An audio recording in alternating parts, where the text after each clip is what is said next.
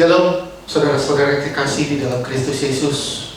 Puji Tuhan, kita tetap semangat walaupun kita kembali online.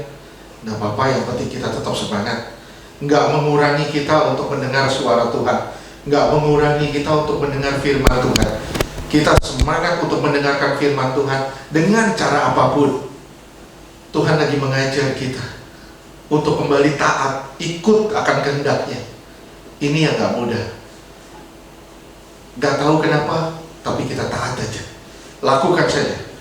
Sebagaimana Tuhan suruh kita ibadah dan kita taat. Sekarang Tuhan suruh kita online lagi dan kita taat. Kita semua maju, tetap maju di dalam Tuhan. Apapun yang terjadi, kita tetap maju di dalam Tuhan. Amin. Sebelum kita masuk, kita satukan hati, kita tundukkan kepala, kita berdoa. Bapa, di dalam nama Tuhan Yesus, terima kasih Tuhan untuk kesempatan yang indah ini. Terima kasih Tuhan, Engkau memberi kami hari yang baru untuk kami memperbaiki diri semakin hari semakin indah di hadapan Tuhan. Terima kasih Tuhan Yesus untuk semua yang Tuhan telah kerjakan di dalam hidup kami. Yang kami tahu satu, semuanya pasti mendatangkan kebaikan. Terima kasih Tuhan Yesus. Tuhan Yesus, berbicaralah Tuhan. Kami siap untuk mendengar. Semua yang bukan dari Tuhan kami ikat, kami tolak, dan kami patahkan semuanya di dalam nama Tuhan Yesus. Hanya Roh Allah yang berkata-kata di tempat ini di dalam nama Tuhan Yesus. Di luar Roh Allah kami tolak di dalam nama Tuhan Yesus. Silakan Roh Kudus berbicara di dalam nama Tuhan Yesus, menjamah hati kami yang terdalam supaya kami benar-benar hidup di dalam perkenanan akan Tuhan. Di dalam nama Tuhan Yesus kami berdoa. Haleluya. Amin. Oke, sekali lagi shalom saudara. Hari ini kita sama-sama belajar tentang Bileam. Saya yakin semua sudah tahu nama ini. Semua sudah tahu nama ini, tapi banyak hal yang bisa kita petik dari seorang Bileam. Banyak sekali yang bisa kita pelajari dari cerita mengenai Bileam. Memang agak panjang firmannya, agak banyak, tapi ada intisari yang luar biasa yang kita semua bisa dapat. Puji Tuhan, judul khotbah hari ini adalah Bileam. Bileam berarti menelan atau pelahap. Bileam artinya menelan atau pelahap. Dia anak Bur, tinggal di Petor, dekat sungai Efrat. Nama Bileam cocok dengan karakternya, yaitu orang-orang yang rela korbanin orang lain atau rela melakukan apa aja demi uang. Di 2 Petrus 2 ayat 15, 2 Petrus 2 ayat 15, guru-guru palsu disamakan dengan Bileam. Orang yang pelayanannya orientasinya uang itu disamakan dengan seorang yang bernama Bileam. 2 Petrus 2 ayat ke-15. 2 Petrus 2 ayat 15. Oleh karena mereka telah meninggalkan jalan yang benar, maka tersesatlah mereka, lalu mengikuti jalan Bileam anak Beor, yang suka menerima upah untuk perbuatan-perbuatan yang jahat. Iya, dia rela melakukan apa aja, bahkan rela korbanin orang lain hanya demi uang. Bileam ini di Yosua 13 ayat ke-22, Yosua 13 ayat ke-22 disebut dengan nama juru tenung atau tukang santet yang kita kenal hari ini. Juru tenung atau tukang santet yang kita kenal hari ini. Yosua 13 ayat ke-22. Ya. Yosua 13 ayat 22. Juga Bileam bin Beor, juru tenung itu telah dibunuh oleh orang Israel dengan pedang, beserta orang-orang yang telah mati tertikam oleh mereka. Iya, saudara lihat, saudara perhatikan baik-baik, di situ dibilang juru tenung. Tapi nanti saudara lihat, kita sama-sama belajar. Ternyata ada rencana Tuhan atas Bileam. Tuhan bisa pakai Bileam sedemikian rupa, seorang tukang santet, seorang juru tenung. Tuhan mau pakai. Tapi kembali ke manusianya. Kalau dianya tidak bertobat atau tetap jalannya tetap jalan yang salah, dia akan kehilangan semuanya. Dia akan kehilangan kesempatannya. Bilangan 22 ayat ke-7. Ya. Bilangan 22 ayat ke-7. Lalu berangkatlah para tua-tua Moab dan para tua-tua Midian dengan membawa di tangannya upah penenung. Setelah mereka sampai kepada Bileam, disampaikanlah kepadanya pesan Balak. Iya.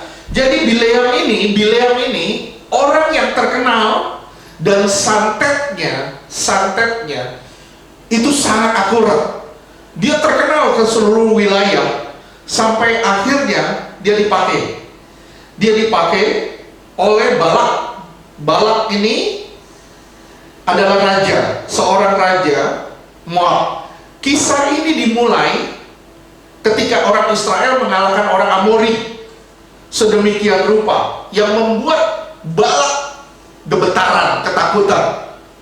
Dipakailah dia datang, Balak ini datang kepada Bileam supaya Bileam mengeluarkan kata-kata kutuk buat Israel supaya Israel kalah dalam berperang. Coba lihat di Bilangan 22 ayat 1 sampai 6. Ini kita belajar satu cerita yang panjang. Ya, Bilangan 22 ayat 1 sampai 6. Bilangan 22 ayat 1. Kemudian berangkatlah orang Israel dan berkemah di daratan Moab, di daerah seberang sungai Yordan dekat Yeriko. Iya, ayat 2 terus sampai 6. Ya. Ayat 2. Balak bin Zippor melihat segala yang dilakukan Israel kepada orang Amori. Waduh, Israel ini begitu hebat. Sampai orang Amori begitu kewalahan dan sampai orang Amori kalah luar biasa. Terus ayat 3. Maka sangat gentarlah orang Moab terhadap bangsa itu karena jumlahnya banyak. Lalu muak dan takutlah orang Moab karena orang Israel. Iya, terus ayat 4. Lalu berkatalah orang Moab kepada para tua-tua Midian, tentu saja laskar besar itu akan membabat habis segala sesuatu yang di sekeliling kita, seperti lembu membabat habis tumbuh-tumbuhan hijau di padang. Adapun pada waktu itu Balak bin Zippor menjadi raja Moab. Iya, terus 5. Ayat 5. Raja ini mengirim utusan kepada Bileam bin Beor ke Petor yang di tepi sungai Efrat, ke negeri teman-teman sebangsanya, untuk memanggil dia dengan pesan, ketahuilah, ada suatu bangsa keluar dari Mesir, sungguh sampai tertutup permukaan bumi olehnya, dan mereka sedang berkemah di depanku. Iya. Balak ketakutan luar biasa. Dia takut nasibnya akan sama dengan bangsa Amori. Terus ayat 6. Ayat 6, karena itu datanglah dan kutuk bangsa itu bagiku, sebab mereka lebih kuat daripadaku. Mungkin aku sanggup mengalahkannya dan menghalaunya dari negeri ini. Sebab aku tahu, siapa yang kau berkati, dia beroleh berkat, dan siapa yang kau kutuk, dia kena kutuk. Siapa yang kau berkati, dia akan diberkati. Siapa yang kau kutuk, dia akan kena kutuk. Sedemikian hebatnya santet daripada Bileam, sampai dia terkenal sedemikian rupa. Kalau dia memberkati, diberkati. Kalau dia mengutuk, dikutuk. Akhirnya mau Raja Moab ini Balak datang kepada Bileam. Ayolah, kutuklah bangsa itu. Aku pasti bisa kalahin. Aku akan bisa mengalahkan bangsa itu kalau kamu mengutuk bangsa itu. Terus, tapi luar biasanya Tuhan bicara kepada Bileam. Tuhan bicara kepada Bileam. Bilangan 22 ayat 7 sampai 12. Bilangan 22 ayat 7. Lalu berangkatlah para tua-tua Moab dan para tua-tua Midian dengan membawa di tangannya upah penenung. Setelah mereka sampai kepada Bileam, disampaikanlah kepadanya pesan Balak. Iya, terus 8. Lalu berkatalah Bileam kepada mereka, Bermalamlah di sini pada malam ini, maka aku akan memberi jawab kepadamu sesuai dengan apa yang akan difirmankan Tuhan kepadaku. Maka tinggallah pemuka-pemuka Moab itu pada Bileam. Iya. Saudara perhatikan setiap perkataan ini baik-baik. Terus ayat 9. Ayat ke-9, kemudian datanglah Allah kepada Bileam serta berfirman, siapakah orang-orang yang bersama-sama dengan engkau itu? Iya, Allah datang kepada Bileam, tukang tenung itu. Siapa sih? Siapa orang-orang yang bersama dengan engkau itu? Ayat 10. Ayat 10, dan berkatalah Bileam kepada Allah, Balak bin Zippor, Raja Moab, mengutus orang kepadaku dengan pesan. 11. Ketahuilah, ada bangsa yang keluar dari Mesir, dan permukaan bumi tertutup olehnya. Karena itu, datanglah, seraplah mereka bagiku. Serapalah mereka bagiku, mungkin aku akan sanggup berperang melawan mereka dan menghalau mereka. Iya. Sumpahi bangsa itu, aku bisa berperang melawan mereka dan aku bisa menghalau mereka. Ini kuasa tenung, kuasa santet yang mau dipakai dari seorang Bileam. Tapi Tuhan mendatangi Bileam dan bilang, ayat 12. Ayat 12, lalu berfirmanlah Allah kepada Bileam, janganlah engkau pergi bersama-sama dengan mereka, janganlah engkau mengutuk bangsa itu, sebab mereka telah diberkati. Jangan pergi dengan mereka. Perhatikan kata, jangan engkau pergi dengan mereka, jangan kau mengutuk bangsa itu, karena bangsa itu telah aku berkati. Ini satu perkara yang luar biasa. Ada satu hal yang bisa kita petik di sini. Yang pertama, yang paling dasar, Bileam mendapat kesempatan untuk bertobat. Dia dihampiri Tuhan. Dia dihampiri Tuhan. Seorang tukang santet dihampiri Tuhan, dan Tuhan bilang, jangan kamu kutuk bangsa itu, karena bangsa itu telah aku berkati. Bahkan Tuhan bilang sama Bileam, jangan kamu pergi dengan Balak, Raja Moab itu. Jangan. Kamu tidak boleh pergi. Bisa bayangin, kalau Tuhan menghampiri Bileam, berarti Tuhan sedang memberi kesempatan kepada Bileam untuk bertobat. 1 Timotius 2 ayat keempat. 1 Timotius 2 ayat 4, yang menghendaki supaya semua orang diselamatkan dan memperoleh pengetahuan akan kebenaran. Tuhan menghendaki semua orang diselamatkan. Semua orang. Dia mati bukan hanya untuk orang-orang pilihan, tapi dia mati untuk semua orang. Tuhan mau siapapun diselamatkan. Inilah tugas, tanggung jawab saudara dan saya untuk menjadi teladan bagi banyak orang. Inilah tugas dan tanggung jawab kita untuk menjadi berkat bagi banyak orang. Bagaimana kehidupan kita? Apakah kehidupan kita sungguh-sungguh sudah menjadi berkat bagi banyak orang? Apakah kehidupan kita sungguh-sungguh membawa keselamatan bagi sesama kita? Dan Tuhan menghampiri Bileam. Ini adalah kesempatan bagi Bileam untuk bertobat. 2 Petrus 3 ayat ke-15. 2 Petrus 3 ayat 15, anggaplah kesabaran Tuhan kita sebagai kesempatan bagimu untuk beroleh selamat, seperti juga Paulus, saudara kita yang kekasih, telah menulis kepadamu menurut hikmat yang dikaruniakan kepadanya. Tuhan sabar sedemikian rupa kepada saudara dan saya. Dia memberi kita kesempatan hari demi hari untuk kita terus-menerus memperbaiki diri. Dia gak mau satu orang pun binasa. Dia gak mau ada dari kita binasa. Oleh sebab itu dia memberi kita kesempatan untuk bertobat. Sedemikian Tuhan memberi kesempatan kepada juru tenung ini untuk bertobat. Dia hampiri sejuru tenung dan dia bilang, jangan kutuk, karena bangsa itu telah aku berkati. Tuhan menyampaikan suatu perintah kepada Bileam untuk ditaati, Terkadang Tuhan tidak memberitahu alasannya. Dia hanya menuntut ketaatan saudara dan saya saja.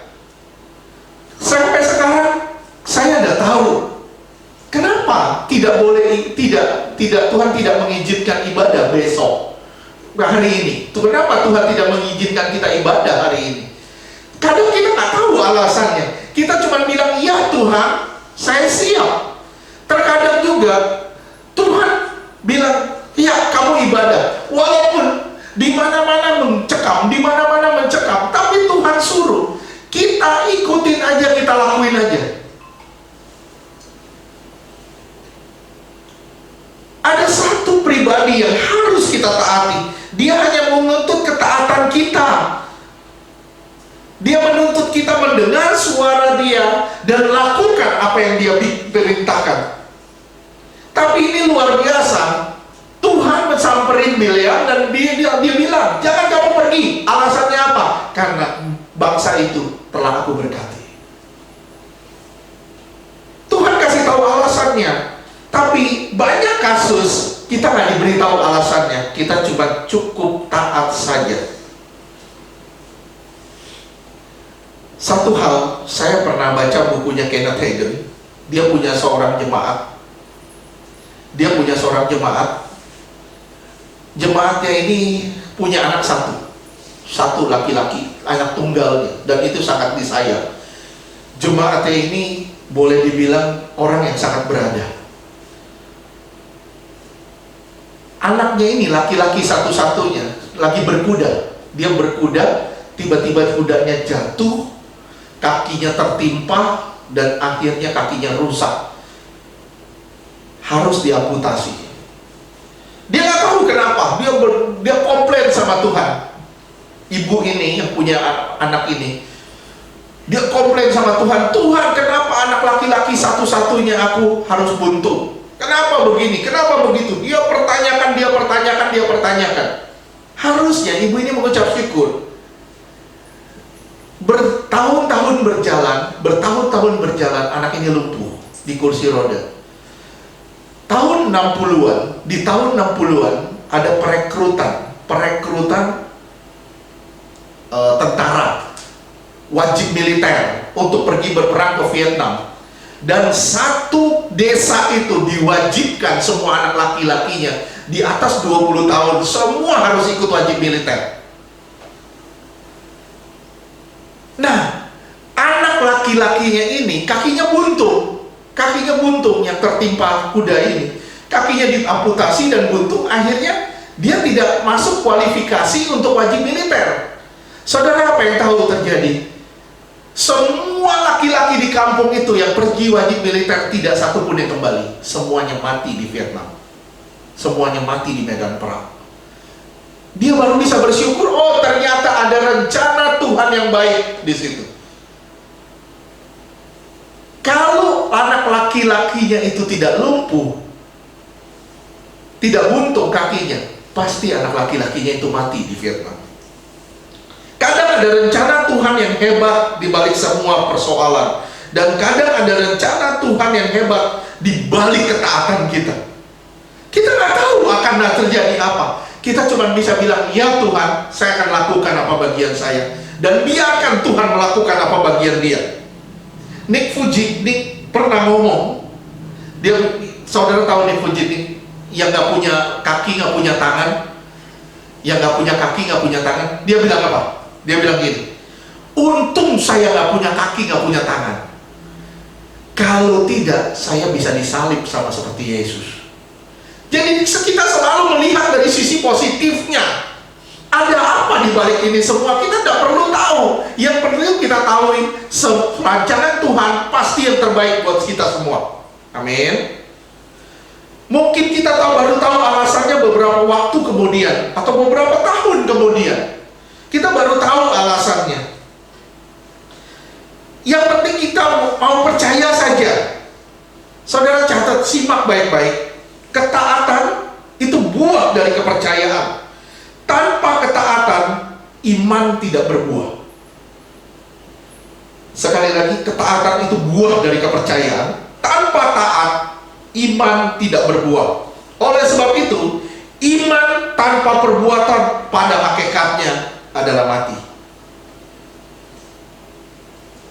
Dalam kisah ini, Tuhan memberi alasan kepada Bileam. Karena aku mau karena aku telah memberkati bangsa itu, engkau tidak bisa mengutuknya. Pelajaran apa yang bisa kita petik dari perkataan ini? Satu hal yang sangat mengusik saya, waktu Tuhan bilang, kamu tidak bisa mengutuk apa yang aku berkati. Artinya apa? Tidak ada yang bisa melawan saudara dan saya jika Allah ada di pihak kita. Jika Allah ada di pihak saudara dan saya, siapa yang bisa lawan kita? Roma 8 ayat 31. Roma 8 ayat 31. Sebab itu, apakah yang akan kita katakan tentang semuanya itu? Jika Allah di pihak kita, siapakah yang akan melawan kita? Jika Allah ada bersama saudara dan saya, siapakah yang berani melawan kita? Atau siapakah yang sanggup melawan kita? Saudaraku yang terkasih di dalam Kristus, saya mau bilang sama saudara, nggak usah bela diri. Kita nggak usah bela diri kalau Allah adalah pembela kita. Kita meyakini Allah itu pembela kita. Kita nggak usah bela diri. Kalau Allah sudah memberkati kita, siapa yang sanggup mengutuki kita? Kejadian 12 ayat ketiga. Kejadian 12 ayat 3. Aku akan memberkati orang-orang yang memberkati engkau, dan mengutuk orang-orang yang mengutuk engkau, dan olehmu semua kaum di muka bumi akan mendapat berkat. Bisa bayangin nggak? Kasih Tuhan sama saudara dan saya. Siapapun yang memberkati engkau akan diberkati, siapapun yang mengutuki engkau akan dikutuk. Bisa saudara bayangin kalau Bileam tetap pergi dan mengutuki bangsa Israel, dia yang akan kena kutuknya. Bisa saudara bayangi Bileam pergi dan Bileam tidak mengutuki. Bileam tidak pergi dan Bileam menutup mulutnya untuk mengutuki bangsa Israel. Ini satu hal yang luar biasa. Nggak usah saudara bela diri. Kalau saudara diomongin orang, dijelekin orang, nggak usah bela diri. Kenapa? Karena Tuhan adalah pembela kita. Tuhan adalah pembela kita. Daud bilang di 2 Samuel 16 ayat ke-10. 2 Samuel 16 ayat ke-10. 2 Samuel 16 ayat ke-10. Tetapi kata raja, apakah urusanku dengan kamu, hai anak-anak Zeruya? Iya, jadi dia dikutuki sama yang namanya Simei. Lagi di jalan, dia dikutuki sama Simei, anak Zeruya. Terus? Biarlah ia mengutuk, sebab apabila Tuhan berfirman kepadanya, kutukilah Daud, siapakah yang akan bertanya, mengapa engkau berbuat demikian? Iya. Jadi Daud bilang, biarin kalau Tuhan suruh dia mengutuki aku, nggak apa-apa. Tapi kalau Tuhan suruh memberkati aku, nggak apa-apa. Dia mau mengutuk seperti apapun, pasti jadinya berkat kepadaku. Nggak usah takut, saudara nggak dibela Tuhan. Selama saudara jalan di dalam jalan kebenaran, percayalah, Tuhan adalah pembelamu. Tuhan tidak pernah lalai terhadap hidupmu.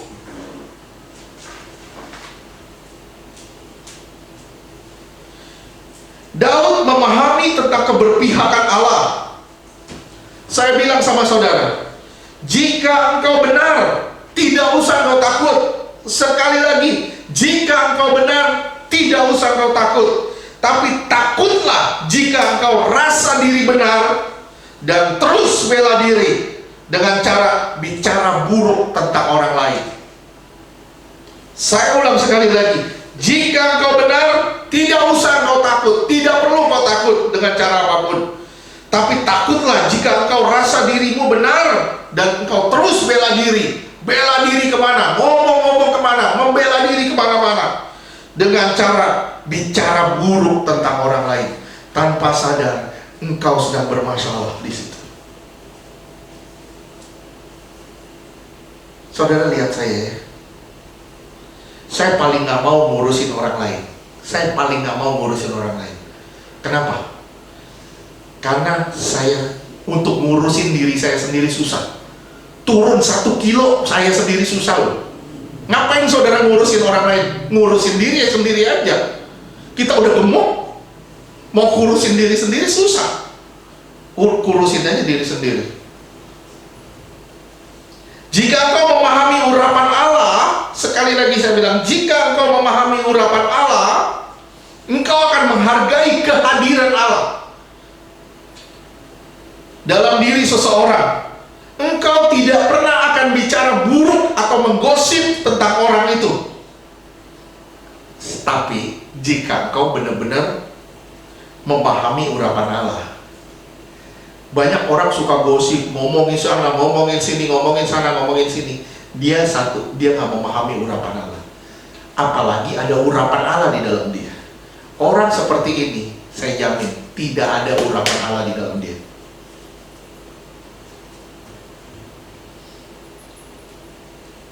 Hargai kehadiran Allah di dalam diri seseorang. Engkau tidak akan bicara buruk tentang orang itu. Jika engkau tetap menerabas, terus gosip, terus ngomongin orang, saya bilang, engkau sedang cari masalah dengan Tuhan. Engkau sedang cari masalah dengan Tuhan. Hati-hati. Sekali lagi, engkau sedang cari masalah dengan Tuhan. 1 Samuel 24 ayat 6 sampai 7. 1 Samuel 24 ayat 6. Ayat 6. Naikin satu ayat 5. Kemudian berdebar-debarlah hati Daud karena ia telah memotong punca Saul. Iya, terus Ayat ke-7, lalu berkatalah ia kepada orang-orangnya, dijauhkan Tuhanlah kiranya daripadaku untuk melakukan hal yang demikian kepada tuanku, kepada orang yang diurapi Tuhan, yakni menjamah dia, sebab dialah orang yang diurapi Tuhan. iya. Jangan pernah ngomongin orang. Jangan pernah ngomongin orang. Apalagi ngomongin hamba Tuhan. Kenapa? Karena dia orang yang diurapi Tuhan. Dia orang yang diurapi Tuhan. Kalau dia orang yang diurapi Tuhan, berarti saudara sedang cari masalah dengan Tuhan. Jangan mencari masalah dengan Tuhan.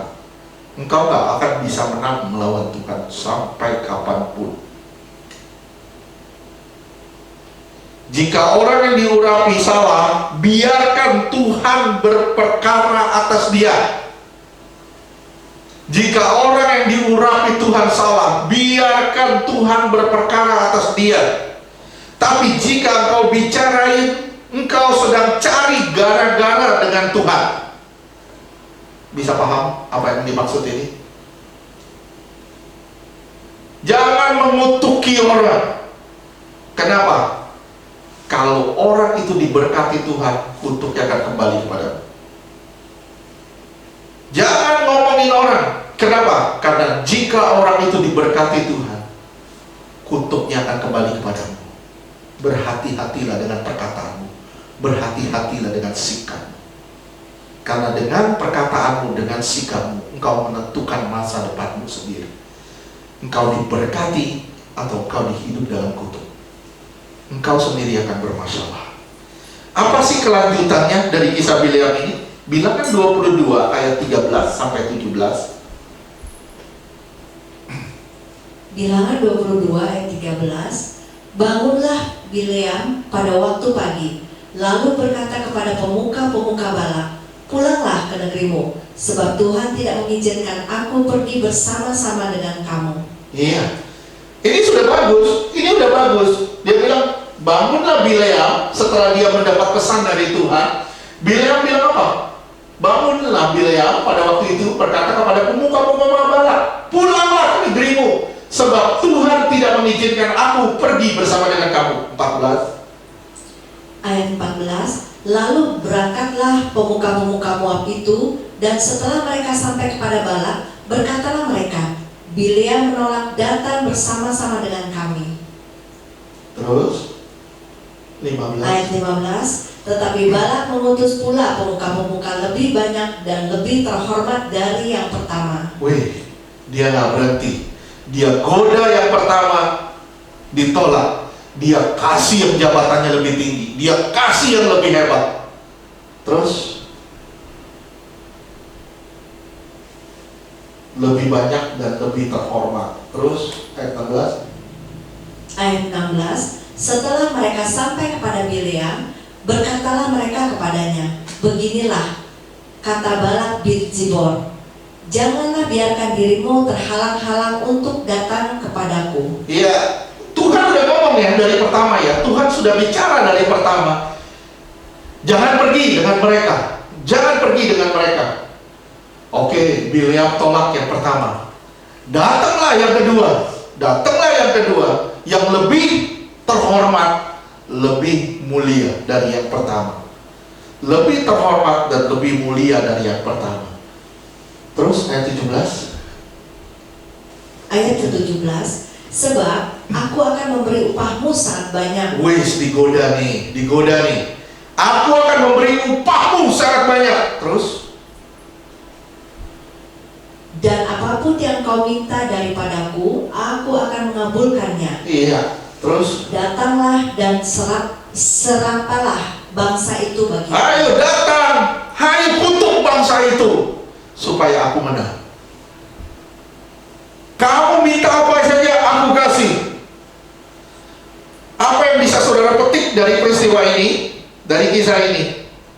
Iblis tahu kelemahan manusia, tapi manusia tidak boleh menikmati kelemahan itu.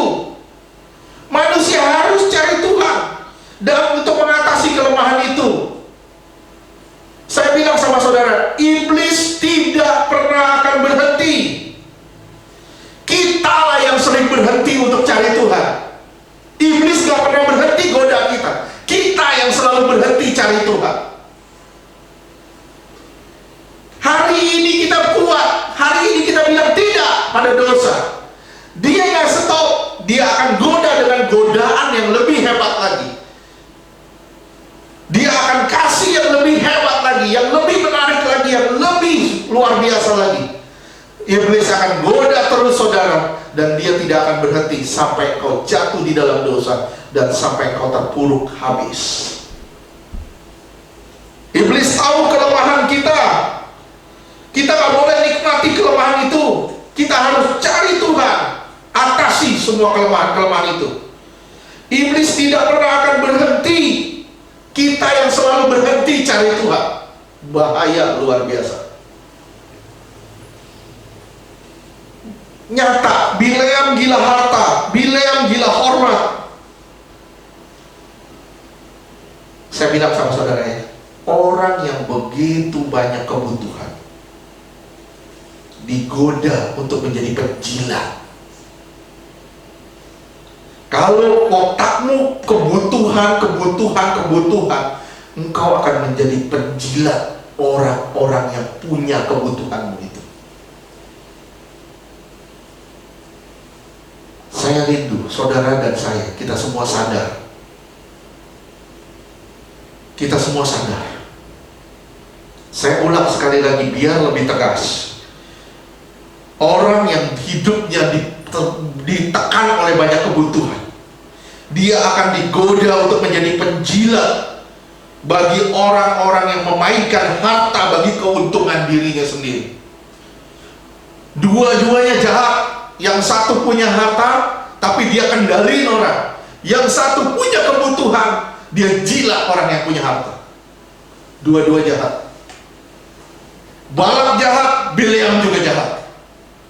Walaupun Bileam dengar suara Tuhan, diberi kesempatan sama Tuhan, dia mulai ikutin apa maunya Tuhan. Tapi begitu digoda, makin hari makin banyak, makin hari makin hebat apa godaannya, dia mulai terpikat di situ.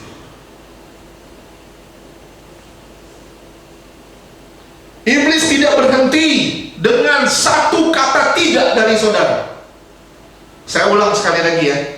Iblis tidak akan berhenti dengan satu kata tidak dari saudara.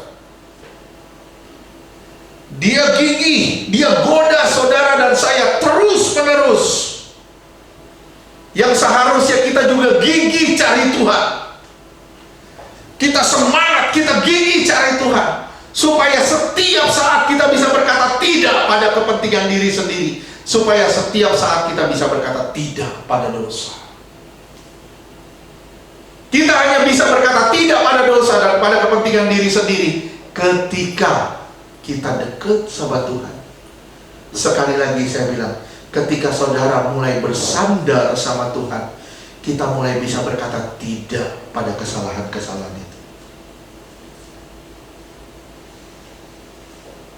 Ini luar biasa saudara. Dari kisah Bileam ini luar biasa banget. Luar biasa banget. Iblis nggak pernah akan berhenti dengan satu kata tidak kita. Kita bilang, waduh terima kasih Tuhan, hari ini saya bisa menolak dosa. Terus ucap syukur sama Tuhan. Kenapa? Karena akan ada godaan-godaan yang lebih besar ke depannya. Hari ini kita bisa berkata tidak. Apakah besok saudara bisa berkata tidak? Apakah lusa saudara tetap bisa berkata tidak? Saudara hanya bisa berkata tidak ketika saudara dekat sama Tuhan, menyatu dengan Tuhan, bersandar sama Tuhan. Jawaban Bileam menandakan hatinya yang sebenarnya ingin, tapi seakan-akan Tuhan itu menjadi batu sandungan bagi dagingnya. Itulah jawaban Bileam. Karena pada dasarnya Bileam mau cari keuntungan dan ingin untuk ikut dengan Balak. Bileam digoda terus.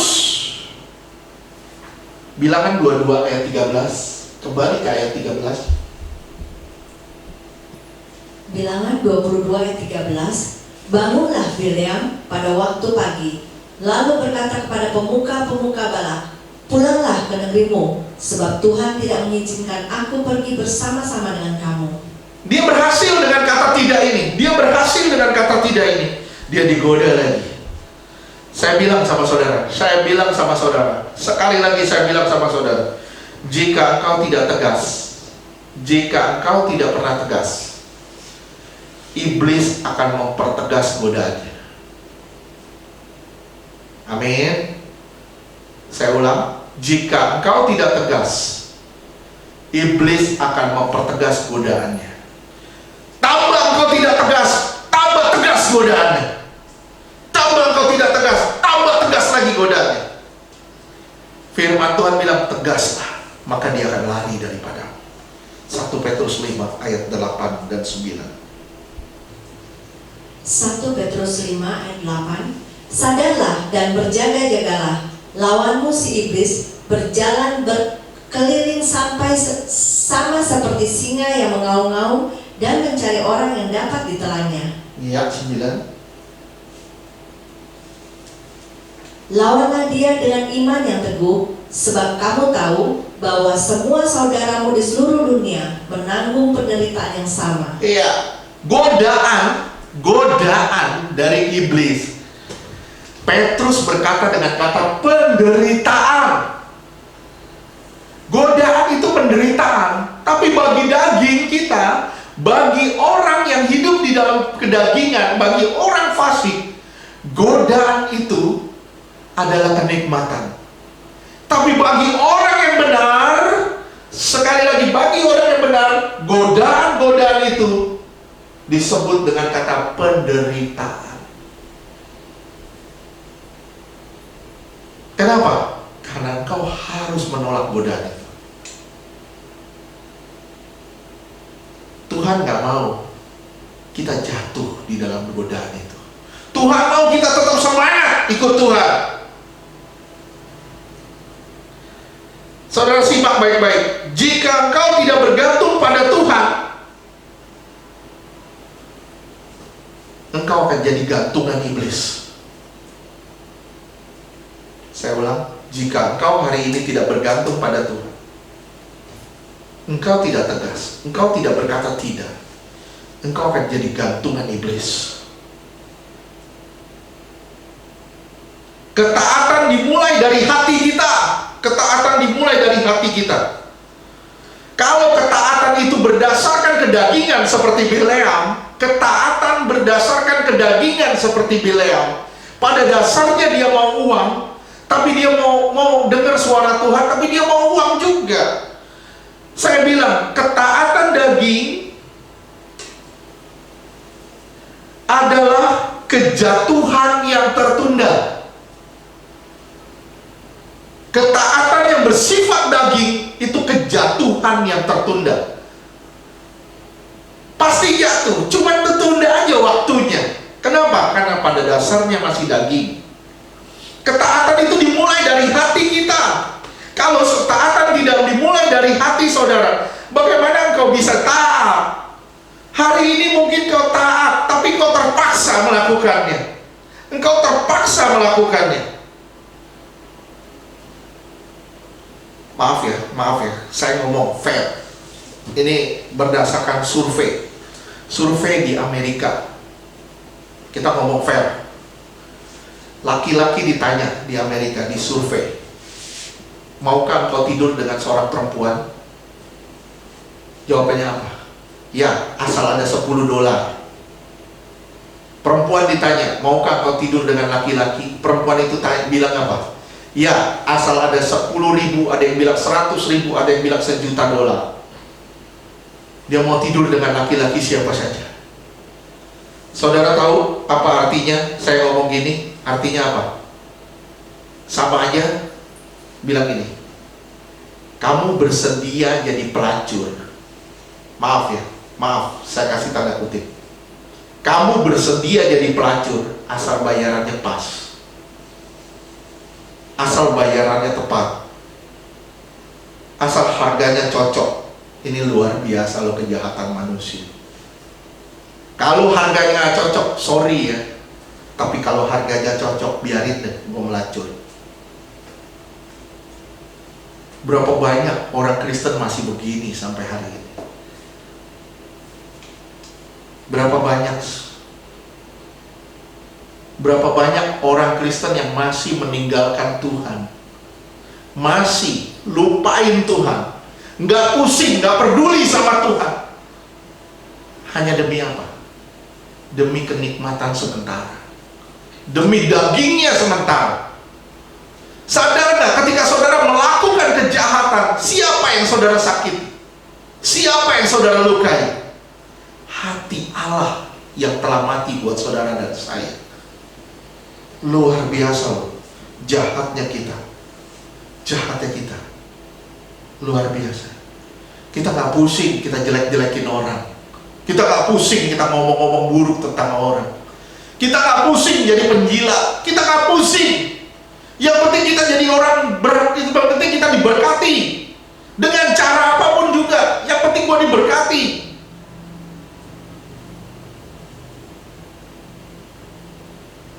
Seorang bersedia melakukan apa saja, melakukan apa saja, asal dengan bayaran yang cocok. Ini manusia, ini fakta. Sekarang lihat Bilangan 22 ayat 18 sampai dengan 20. Bilangan 22 ayat 18. Tetapi Bileam menjawab kepada pegawai-pegawai Balak, sekalipun Balak memberikan kepadaku emas dan perak seistana penuh. Waduh, walaupun kau memberi kekayaan yang sedemikian rupa, terus aku tidak akan sanggup berbuat sesuatu. Aku nggak bakal sanggup berbuat sesuatu, terus yang kecil atau yang besar, yang melanggar titah Tuhan Allahku. Iya, yang melanggar titah Tuhan Allahku. Mungkinkah Balak ini dipakai Tuhan sedemikian rupa? Saudara lihat ya, kalau saudara lihat ini, saudara akan lihat sisi baik dari Balak. Dari Bileam, maaf, dari Bileam. Saudara akan lihat sisi baik dari Bileam. Walaupun kau memberikan segalanya, emas, perak, harta demikian rupa, aku nggak bisa melakukan itu. Aku nggak bisa melakukan itu. Tapi lihat ayat 19 terus. Ayat 19. Oleh sebab itu, baiklah kamu pun tinggal di sini pada malam ini, supaya aku tahu apakah pula yang akan difirmankan Tuhan kepadaku. Salah nggak? Ada yang salah nggak? Saudara perhatiin, ada yang salah nggak? Seharusnya dia melakukan seperti yang pertama. Dia bilang, lo pergi aja. Percuma. Saya tidak akan melakukan apapun yang Tuhan sudah berkati.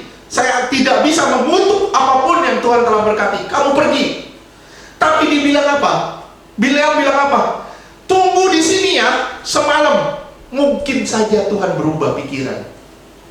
Sabar, mungkin saja Tuhan berubah pikiran. Ini luar biasa loh. Saudara udah melihat menyimpangnya Bileam. Saudara udah melihat menyimpangnya Bileam di sini. Di sini hebat. Terus ayat 20. Ayat 20.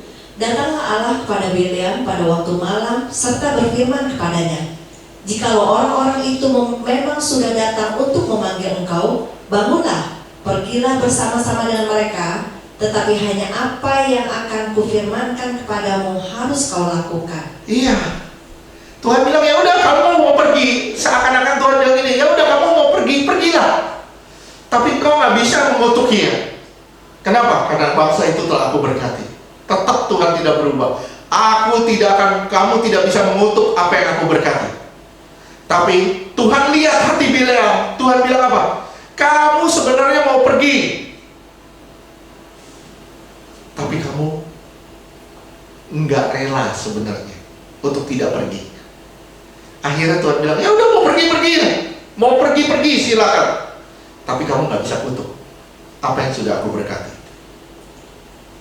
Saudara lihat ya, apakah kita bisa lari dari kehendak Allah? Apakah saudara dan saya bisa lari dari kehendak Allah? Apakah uang? Apakah cowok yang tampan? Apakah cewek yang cantik? Apakah mobil mewah? Apakah rumah yang segede istana? Apakah kekayaan dunia, deposito yang besar telah membuat hati kita goyah dan siap untuk menyakiti Tuhan?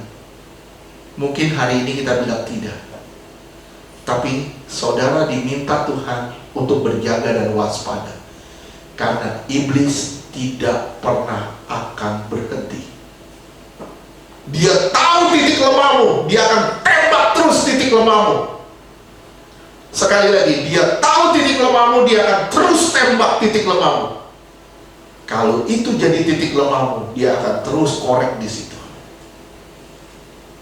Hati-hati saudara, hati-hati. Itulah titik lemah Bileam. Cinta uang, gila harta. Dia bilang, mungkin Tuhan berubah ya. Kamu tunggu di sini ya, malam ini ya. Kalau saudara dan saya punya titik lemah itu serahkan ke Tuhan. Tuhan, saya lemah nih Tuhan di sini nih Tuhan. Tolong saya Tuhan supaya saya tidak lemah lagi. Tolong saya Tuhan supaya saya tidak lemah. Saudara, tolong simak baik-baik perkataan ini. Doa yang paling egois, adalah doa yang satu arah, bukan dua arah. Kita selalu bilang, Tuhan saya mau ini, Tuhan saya mau ini, Tuhan saya mau ini, Tuhan saya mau ini, Tuhan saya mau ini. Saya bilang itu doa yang egois, satu arah. Tuhan mau kita berdoa dua arah. Tuhan, apa maumu? Tuhan, apa kehendakmu? Apa yang kau mau dalam hidupku? Engkau berkata, aku akan lakukan apapun yang kau katakan, walaupun itu tidak menyenangkan aku, walaupun dagingku taruhannya. Engkau tetap berkata-kata, silahkan Tuhan berkata-kata. Kalau saudara bilang, saya selalu berdoa satu arah, saya minta sama Tuhan, itu doa paling egois. Maunya kita, tidak pernah kita bertanya, apa maunya Tuhan? Hati-hati saudara. Apa yang terjadi karena ketidaktegasan terhadap godaan iblis? Saya bilang, apa yang terjadi kemudian karena ketidaktegasan Bileam, karena godaan iblis? Bilangan 22 ayat 21 sampai dengan 35. Bilangan 22 ayat 21. Lalu bangunlah Bileam pada waktu pagi, dipelanainya ialah keledainya yang betina, dan pergi bersama-sama dengan pemuka-pemuka Moab. Dia pergi juga, akhirnya dia pergi juga. Walaupun Tuhan bilang tidak boleh, tapi akhirnya dia tetap pergi. Hebat loh. Terus lanjutkan ayat 22.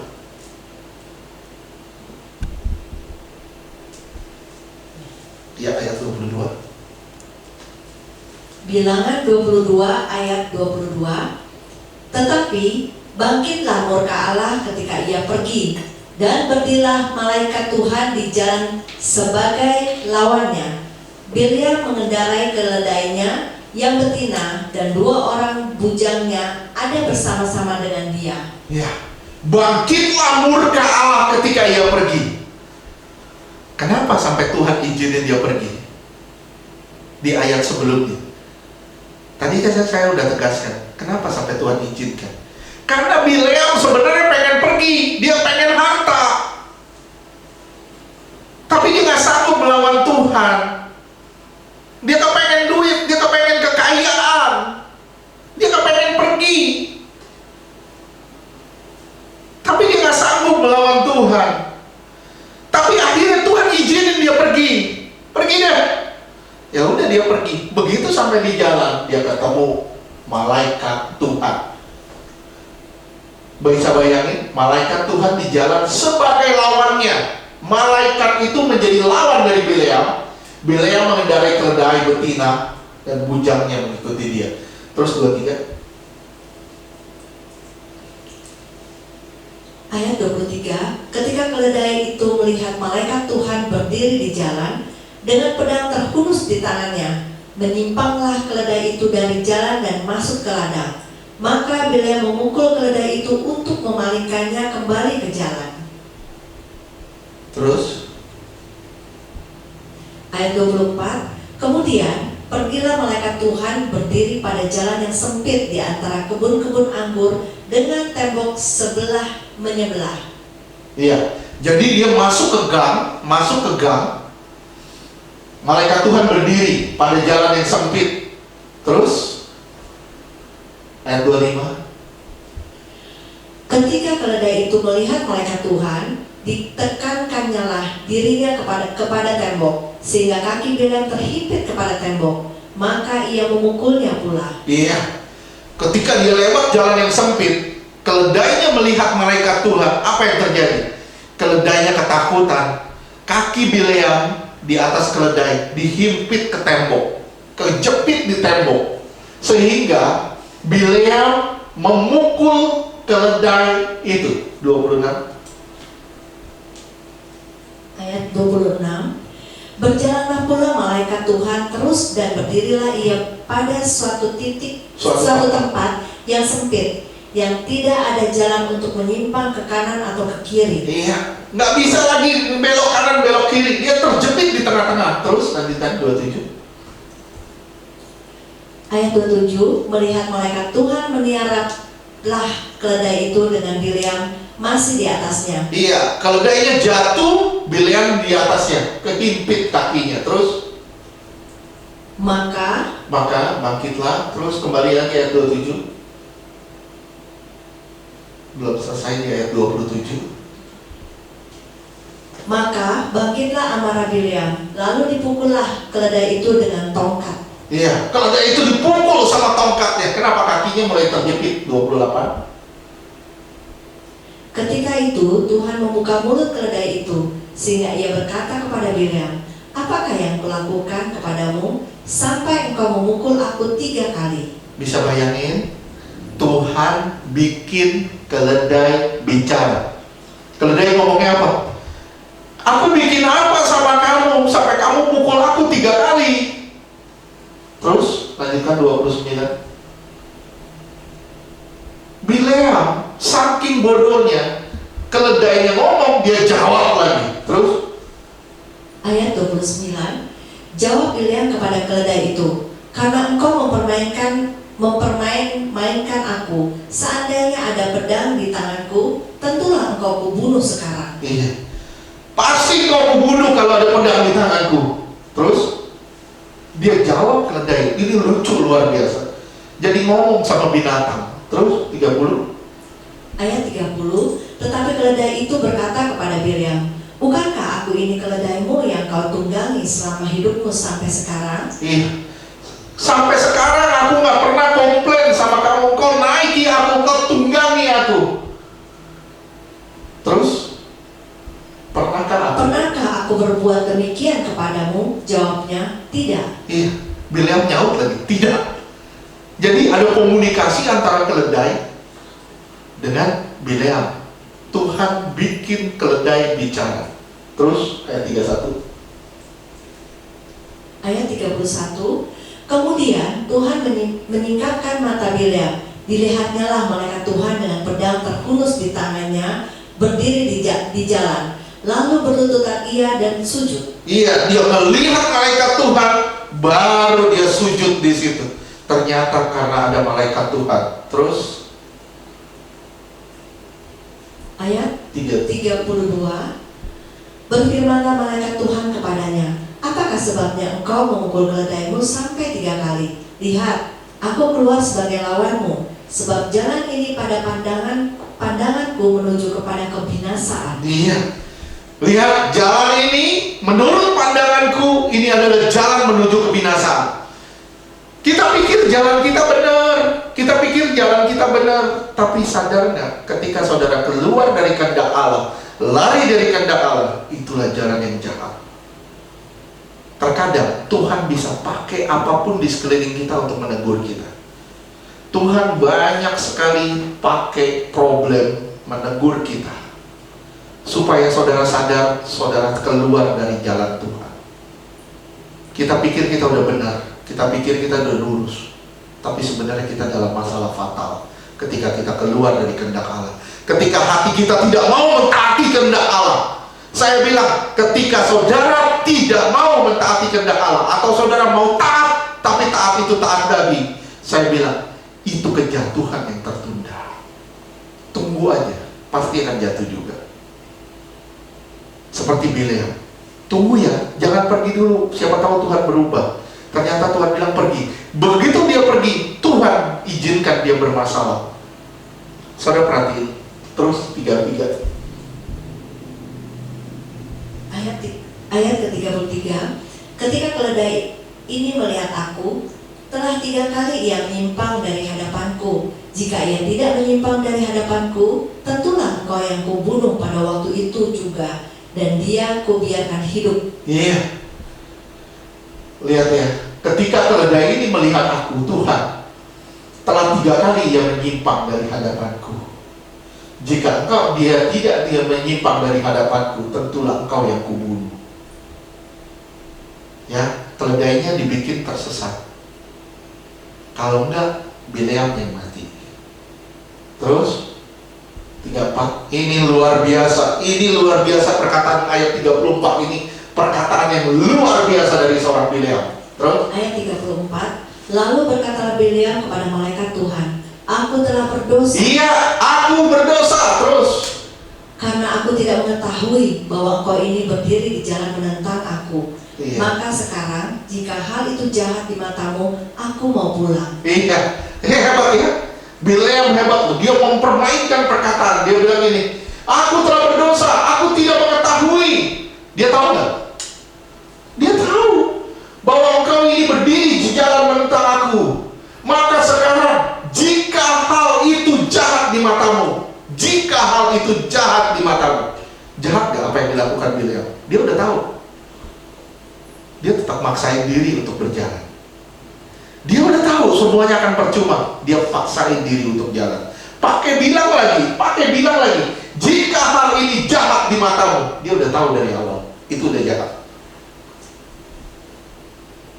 Begitu dia punya masalah, baru dia bilang, oh jika hal ini jahat di matamu, aku mau pulang.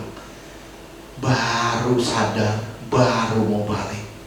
Jangan sampai ya saudara, jangan sampai saudara bermasalah dulu. Jangan sampai saudara bermasalah dulu, baru saudara balik. Lebih baik saudara tidak bermasalah, saudara jalan terus dalam jalan Tuhan, daripada saudara bermasalah dulu, baru saudara balik. Belajar mengerti kehendak Tuhan, belajar mengerti isi hati Tuhan. Kalau saudara mengerti isi hati Tuhan, cinta Tuhan, ketaatan itu satu hal yang wajar. Kalau saudara tidak cinta Tuhan, saudara akan tentang jalan Tuhan. Saudara dikasih tahu, Tuhan maunya begini. Saudara bilang, kenapa? Saya bilang, you Bileam. You sama Bileam. Kalau kau mempertanyakan kenapa Tuhan, tidak usah tanya kenapa. Cukup bilang, terima kasih Tuhan. Kalau engkau suruh aku begini, terima kasih. Di situ engkau bukan Bileam. Paham gak? Saya harap saudara buka telinga hari ini. Benar-benar saudara buka telinga. Jangan jadi seperti Bileam. Jangan terus maunya kita. Tuhan punya mau, jalanin. Jangan lagi mempertanyakan. Kalau Tuhan suruh kita ibadah, puji Tuhan. Nggak usah tanya kenapa. Kalau Tuhan suruh kita stop, jangan stop dulu. Nggak usah tanya kenapa. Jalanin aja. Gitu aja kok repot. Amin. Lakuin aja apa bagian kita. Biarkan Tuhan melakukan apa bagian dia. Jangan sampai kita udah tahu, kita belaga nggak tahu. Bileam tahu itu jahat, tapi dia lakukan yang lain jahat. Bukankah kita sering seperti itu? Kita tahu itu jahat, tapi kita tetap berlaga nggak tahu kalau itu jahat. Kita sering kan melakukan seperti itu. Ini bahaya saudara, bahaya banget. Hidup kita diambang kehancuran kalau begini.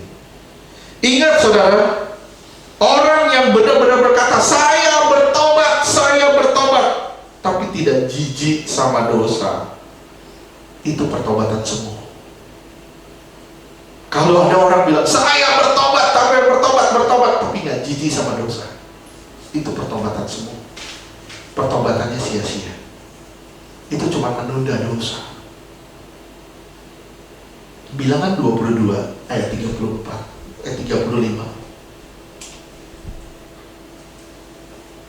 Bilangan 22 ayat 35. Tetapi malaikat Tuhan berfirman kepada Bileam, pergilah bersama-sama dengan orang-orang itu, tetapi hanyalah perkataan yang akan kukatakan kepadamu harus kau katakan.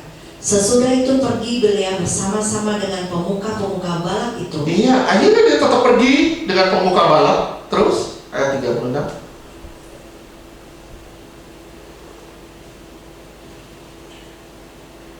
Ketika Balak mendengar bahwa Bileam datang, keluarlah ia menyongsong dia sampai ke kota Moab di perbatasan sungai Arnon, pada ujung perbatasan itu.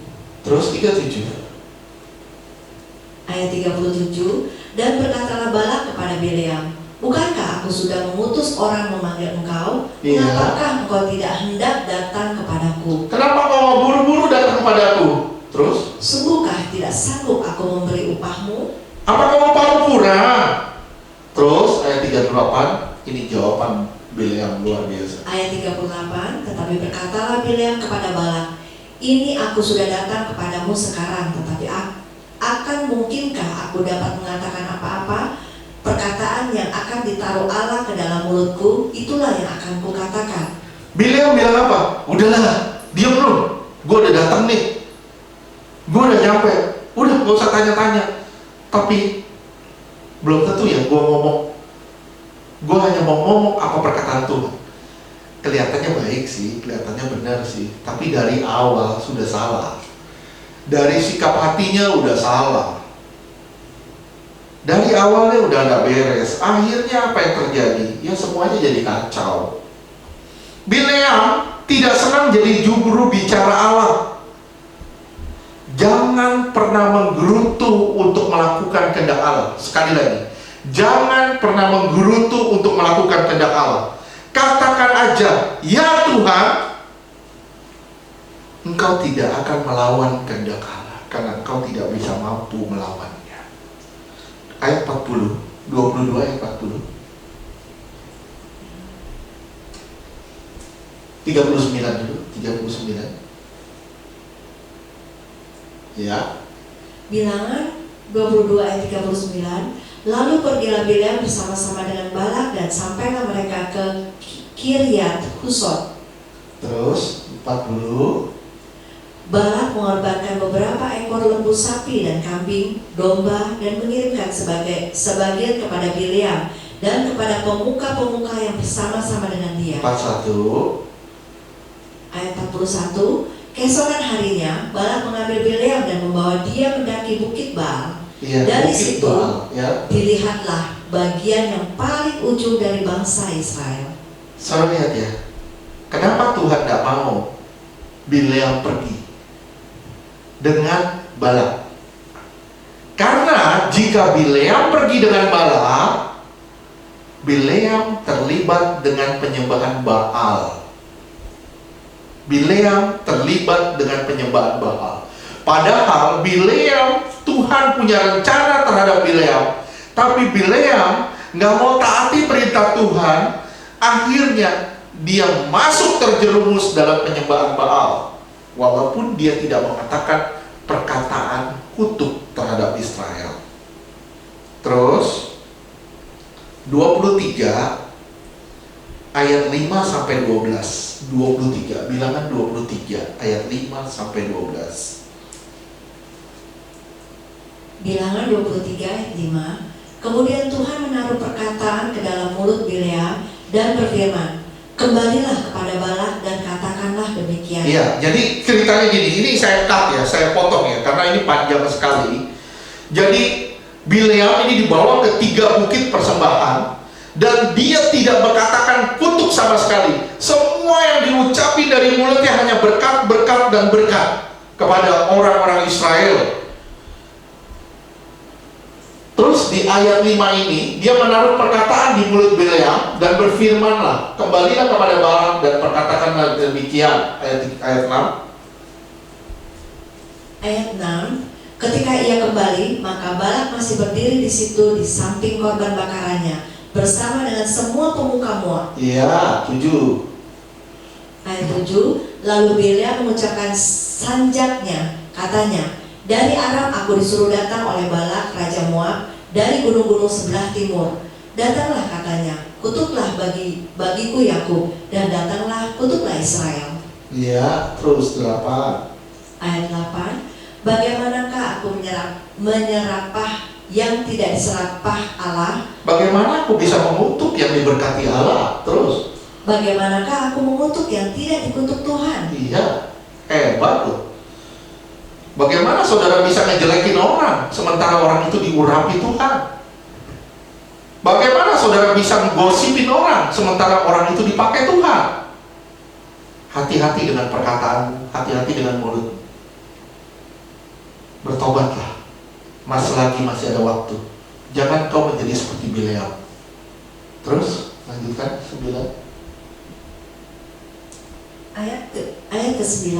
Sebab dari puncak gunung-gunung batu aku melihat mereka, dari bukit-bukit aku memandang mereka. Lihat, suatu bangsa yang diam tersendiri dan tidak mau dihitung di antara bangsa-bangsa kafir. 10. Ayat ke-10. Siapakah yang menghitung debu Yakub, dan siapakah yang membilang bondongan-bondongan Israel? Sekiranya aku mati seperti matinya orang-orang jujur, dan sekiranya ajalku seperti ajal mereka. 11. Lalu berkatalah Balak kepada Bileam, apakah yang kau lakukan kepadaku ini? Untuk menyerapah musuhkulah aku menjemput engkau, tetapi sebaliknya engkau memberkati mereka. Iya, ayat 12. Ayat 12. Tetapi ia menjawab, bukankah aku harus berawas-awas supaya mengatakan apa yang ditaruh Tuhan ke dalam mulutku? Iya. Dia bilang, aku gak bisa mengutuki bangsa yang telah diberkati Tuhan. Aku gak mampu. Terus ayat 18 sampai dengan 20. Ayat 18. Lalu diucapkannya lah sanjaknya, katanya, bangunlah hai Balak dan dengarlah. Pasanglah telingamu mendengarkan aku, ya anak Sipor. 19. Allah bukanlah manusia sehingga ia berdusta, bukan anak manusia sehingga ia menyesal. Masakan ia berfirman dan tidak melakukannya? Iya. Atau berbicara dan tidak menepatinya? Allah itu bukan manusia yang selalu ingkar janji. Ngomong janji, nggak pernah dilakuin. Ngomong enak, ngelakuin susah berat. Saudara lihat ya di sini, Allah bukan manusia yang berdusta.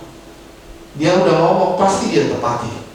Kalau dia sudah ngomong sama saudara, dia pasti akan memberkati saudara. Pasti dia akan berkati. Kalau dia sudah ngomong, dia akan mengangkat saudara. Dia pasti akan mengangkat saudara. Tunggu aja waktunya. Ikutin aja jalan Tuhan. Jalanlah pada kehendaknya. Semua akan diperbaharui sama Tuhan. Amin. 20. Ayat 20, ketahuilah aku mendapat perintah untuk memberkati, dan apabila dia memberkati, maka aku tidak dapat membalikannya. Iya. 23. Ayat 23, sebab tidak ada mantra yang mempan terhadap Yakub. Iya, tidak ada mantra yang mempan terhadap saya, terhadap saudara. Tidak ada. Kenapa? Karena Allah berdiri di pihak kita. Allah selalu menjadi pembela kita. Nggak ada mantra yang bisa menjawab kita. Nggak ada tenung yang bisa menjawab kita. Jangan bilang, saya disantet, nggak pernah bisa. Kenapa? Karena kamu anak Allah. Amin. Terus lanjutkan. Ataupun tenungan yang mempan terhadap Israel, pada waktunya akan dikatakan kepada Yakub, begitu juga kepada Israel, keajaiban yang diperbuat Allah. 24.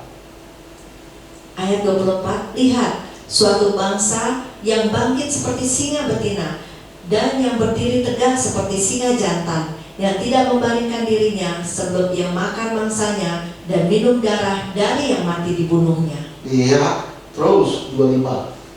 Ayat 25, lalu berkatalah Balak kepada Bileam, jika sekali-kali tidak mau engkau menyerapah mereka, janganlah sekali-sekali memberkatinya. Iya. 26. 26, tetapi Bileam jawab Balak, bukankah telah kukatakan kepadamu, segala yang akan difirmankan Tuhan, itulah yang akan kulakukan. Iya. Sampai saat ini semuanya baik. Bilangan 24 ayat 5 sampai 9. Bilangan 24 ayat 5, alangkah indahnya kemah-kemahmu, hai Ini Yakub, perkataan-perkataan berkat dari Bileam. Terus dan tempat-tempat kediamanmu, hai Israel. Terus 9. 2 ayat 66. Sebagai lembah yang membentang semuanya, sebagai taman di tepi sungai, sebagai pohon gaharu yang ditanam Tuhan, sebagai pohon aras di tepi air. 7. Air mengalir dari timbanya dan benihnya mendapat air banyak-banyak. Rajanya akan naik tinggi melebihi Agag dan kerajaannya akan dimuliakan. 8. Allah yang membawa mereka keluar dari Mesir, Allah bagi mereka seperti tanduk kekuatan lembu hutan. Terus? Bangsa-bangsa yang menjadi lawannya akan ditelannya habis. Terus? Dan tulang-tulang mereka akan dihancurkannya dan akan ditembaknya tembus dengan panah-panahnya. Iya. 9. Ia meniarap dan merebahkan diri sebagai singa jantan dan sebagai singa betina. Siapakah yang berani membangunkannya? Iya. Diberkatilah orang yang memberkati engkau, dan terkutuklah orang yang mengutuk engkau. Saudara harus sampai loh, harus sampai ke tahap ini. Diberkatilah orang yang memberkatimu, terkutuklah orang yang mengutukmu. Kalau engkau benar-benar berada di pihak Allah. Allah itu luar biasa membela saudara dan saya. Sampai dia bilang, siapapun memberkati engkau diberkati, siapapun mengutuk engkau dikutuk.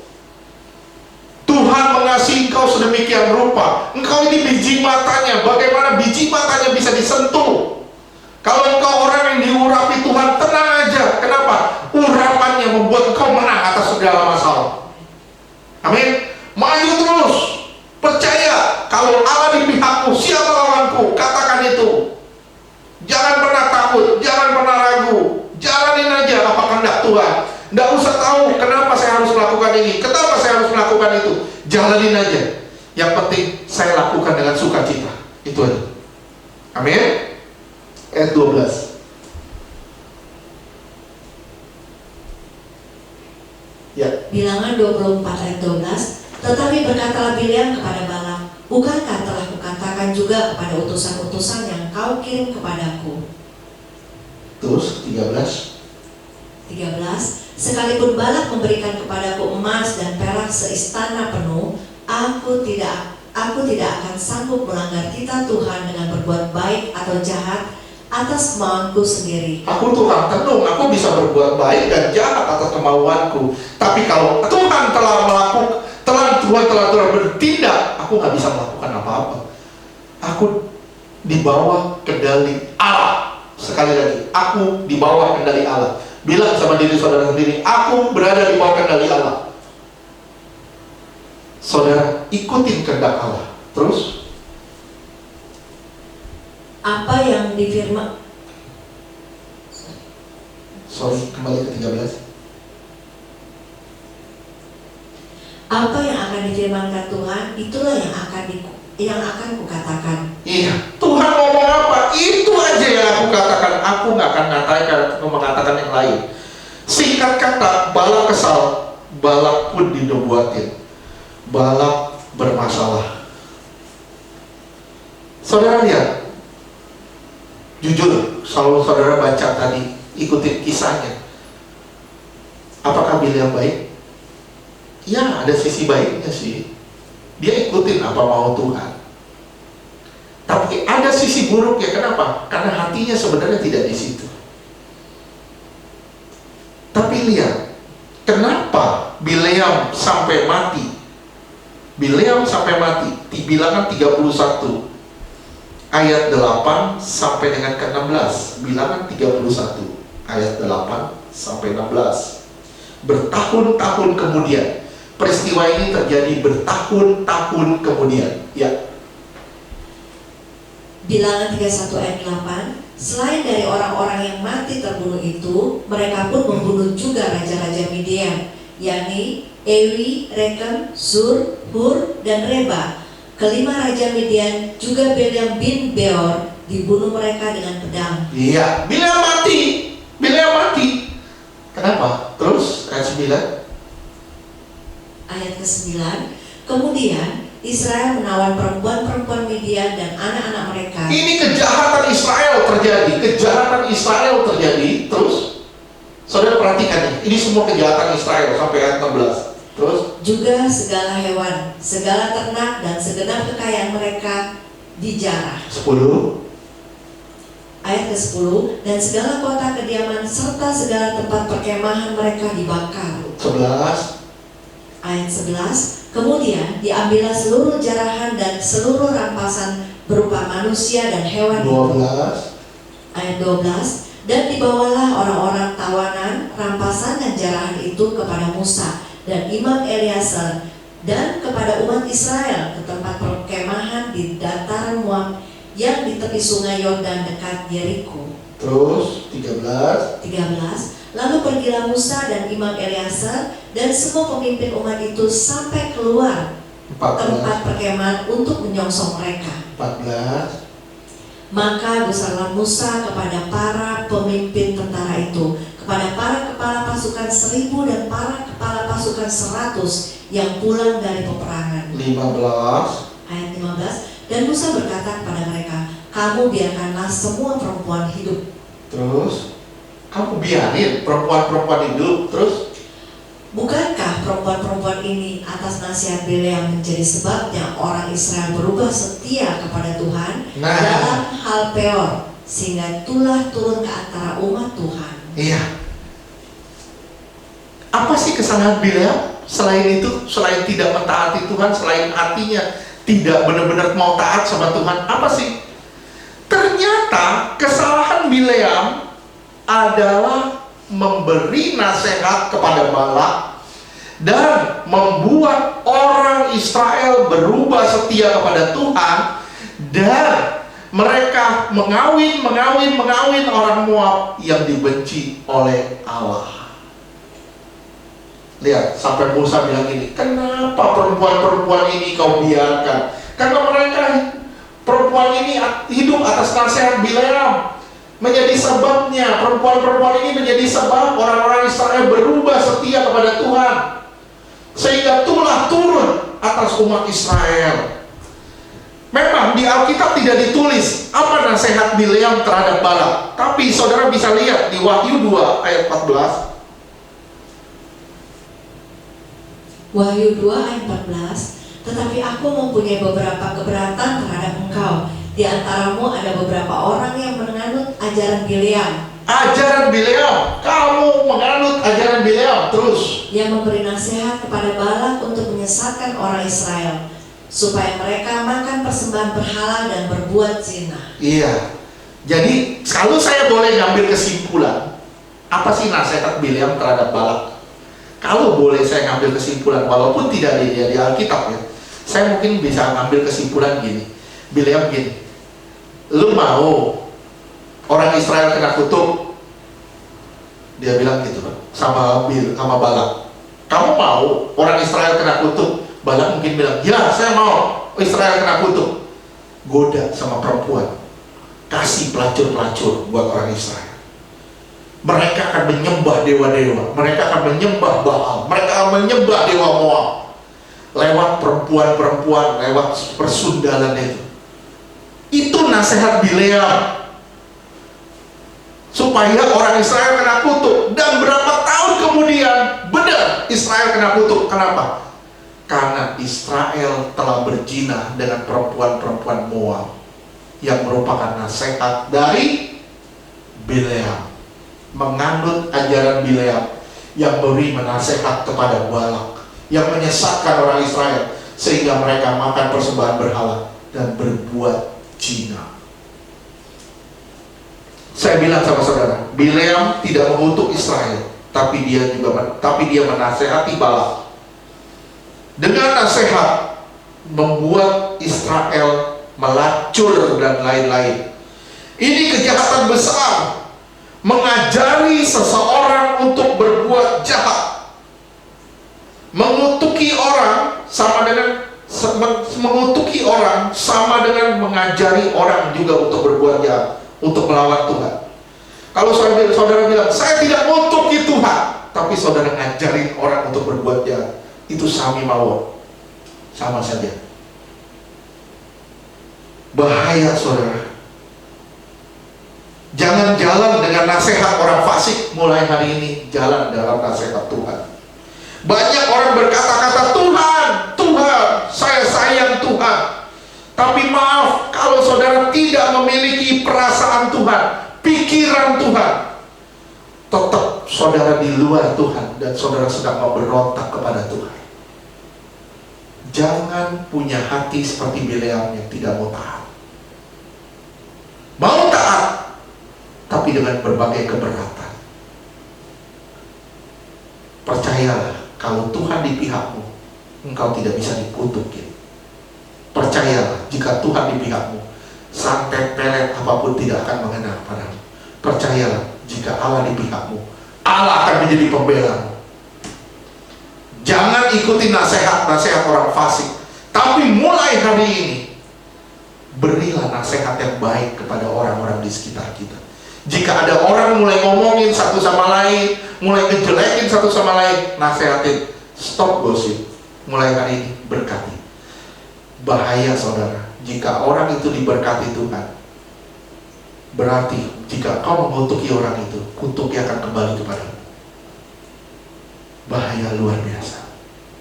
Mulai hari ini, ucapkan berkat dari mulutmu bagi sesamamu. Perkatakan semua yang baik bagi sesamamu. Engkau akan dipermuliakan bersama dengan Tuhan. Amin. Amin. Amin. Kita bersatu dalam doa.